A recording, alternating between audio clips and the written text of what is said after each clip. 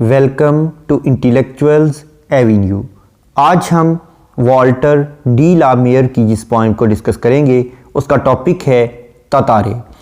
ये poem 4 octaves पर consisted है। ऑक्टेव 8 लाइंस पर कंसिस्टेड स्टेंजा को कहते हैं। 4 ऑक्टेव्स पर कंसिस्टेड होने की वजह से इस पोइम की टोटल लाइंस की स्ट्रेंथ है 32।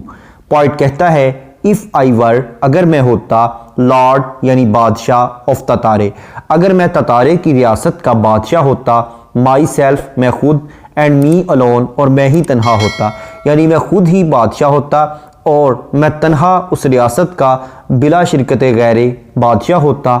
माई बेड मेरा बिस्तर, शुड बी होता ऑफ आइवरी, आइवरी यानी हाथी दांत, मेरा बिस्तर हाथी के दांत का बना हुआ होता।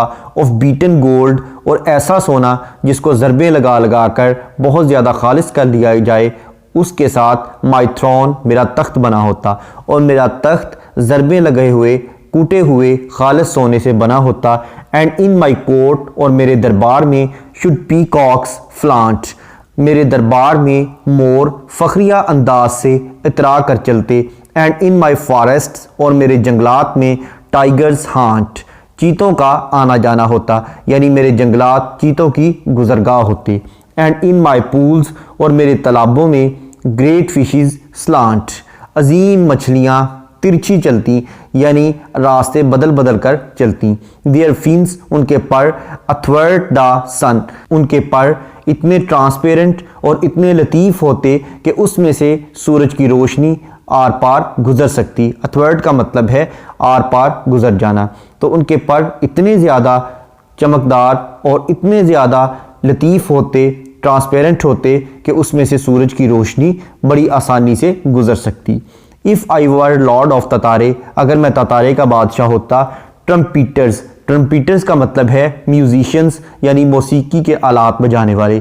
एवरी डे हर रोज़, तो हर रोज़ मौसीकार। टू ऑल माई मील्स, मेरे हर खाने पर। शुड समन मी, मुझे पैगाम भेजते, यानी मेरे जब खाने का वक़्त हो जाता तो मुझे कोई बाकायदा आवाज़ ना देता, बल्कि म्यूजिशियंस एक ऐसा म्यूज़िक बजाना शुरू कर देते जिससे मुझे अंदाज़ा हो जाता कि अब मेरा खाने का वक्त हो गया है और मैं खाने के लिए तैयार हो जाता। And in my court yards और मेरे सहन में ब्रे यानी खुशनुमा तेज़ आवाज़ें आती।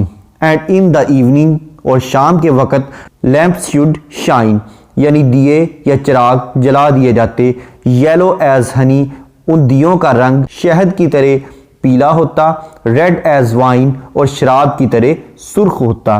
वाइल जबकि हार्प यानी बरबत, एंड फ्लूट और बांसुरी, एंड मैंडोलिन और सितार, ये तीनों म्यूज़िकल इंस्ट्रूमेंट्स हैं। वो कहता है कि शाम के वक़्त जब दिए जला दिए जाते तो इसके साथ साथ ये तीनों म्यूज़िकल इंस्ट्रूमेंट्स भी चलते, मेड म्यूज़िक, और ये तीनों म्यूज़िकल इंस्ट्रूमेंट्स मौसीकी को बना देते स्वीट एंड गे, मीठा और खुशनुमा।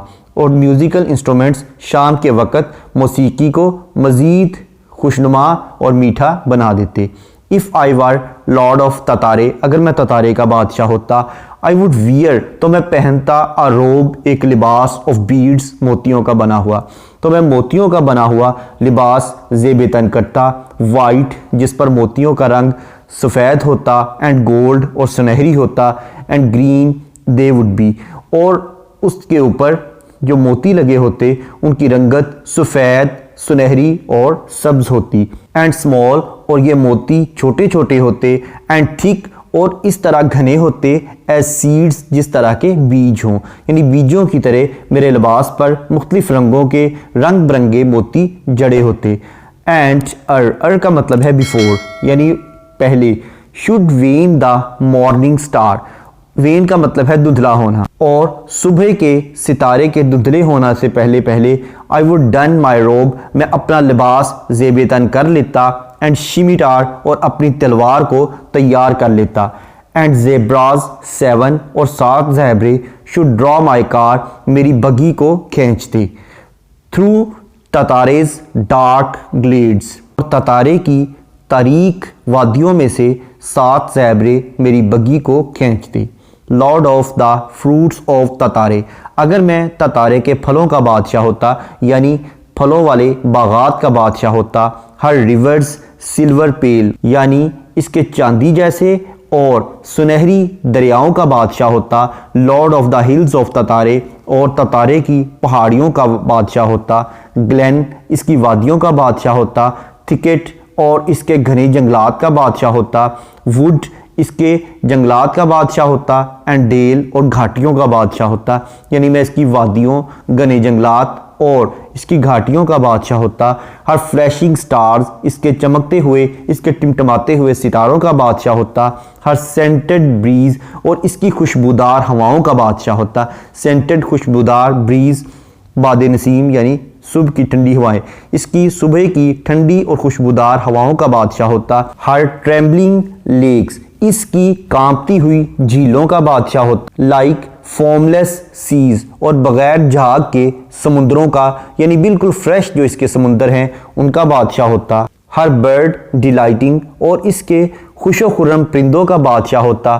सिट्रन ट्रीज जो कि माल्टे या कीनू के दरख्तों पर बैठे चहचहा रहे होते हैं। इन एवरी पर्पल वेल हर जामनी वादी में, हर जामनी रंग की वादी में इसके वो परिंदे जो कि माल्टे और किन्नू के दरख्तों पर बैठकर चहचहा रहे होते हैं और पूरे फ़ज़ा को और पूरे माहौल को खुशनुमा बना रहे होते हैं, उनका बादशाह होता। इस पोइम का इंट्रोडक्शन, ग्लॉसरी, ट्रांसलेशन और एक्सप्लेनेशन को देखने के बाद अब हम आते हैं इस पोइम में यूज़ होने वाली फिगर्स ऑफ स्पीच या लिटरेरी डिवाइसेस की जानिब। सबसे पहले हम देखेंगे राइम स्कीम।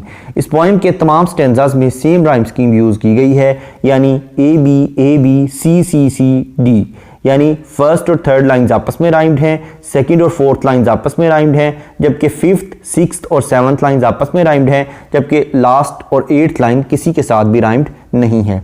जैसा कि इसके फर्स्ट स्टेंजा में फर्स्ट लाइन का लास्ट वर्ड है ततारे और थर्ड लाइन का लास्ट वर्ड है आइवरी, ततारी आइवरी। सेकेंड लाइन का लास्ट वर्ड है अलोन और फोर्थ लाइन का लास्ट वर्ड है थ्रोन, अलोन थ्रोन। उसके बाद फ्लांट, हांट, स्लांट। इसी तरह से नेक्स्ट स्टेंजा में Tartary, me, day, bray, shine, wine, mandolin. Next है Tartary, bee, beads, seeds, star, scimitar, car. Next है Tartary, pale, dale, breeze, seas, trees.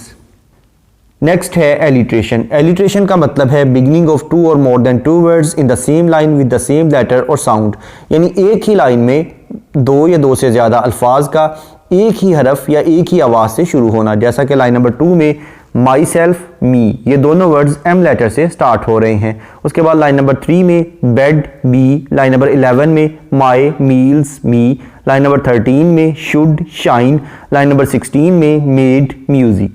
Next है कॉन्सोनेंट्स। कॉन्सोनेंट्स का मतलब है use of same consonant letter in the different words of the same line, यानी एक ही line के मुख्तलिफ अल्फाज में एक ही कॉन्सोनेंट लेटर का इस्तेमाल करना। जैसा कि लाइन नंबर 5 में कोट और फ्लांट, इन दोनों के एंड पर टी लेटर यूज़ हुआ है जो कि कॉन्सोनेंट है। नेक्स्ट है लाइन नंबर 7 में ग्रेट, स्लांट।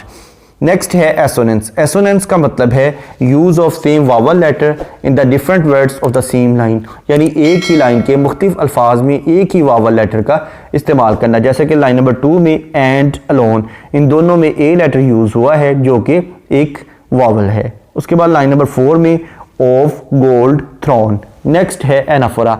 एनाफोरा का मतलब है बिगिनिंग ऑफ टू और more than two lines with the same word, यानी दो या दो से ज़्यादा लाइनों का एक ही लफ्ज़ से शुरू होना।